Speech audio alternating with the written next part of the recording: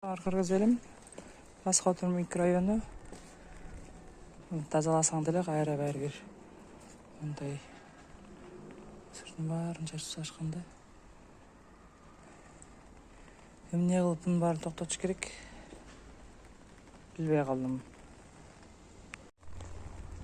Бул биздин үйдүн асты. Кайерле детский площадканын асты.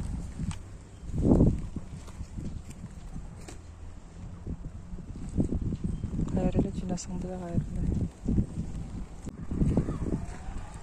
Мусоркабыз. Бuyakta бул жерде жамгыр жааган кечөө бүгүн баткак. Бuyактан киши баса албайт. Бuyakta мусоркабыз турат. Мусоркабыздын жанында моундай мусор турат. Көрдүңүзбү? Терип тазалабыз, кайерле ушунча мусор чыгат да. Как будто алып чыгып баарын жайып салгандай да. Барсаңыз, могу көрүнүштү.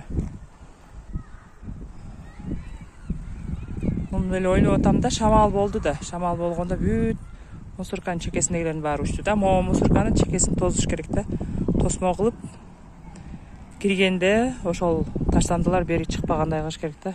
Бул жерди карасаңар, абдан жаман көрүнүш. Аябай жаман көрүнүш.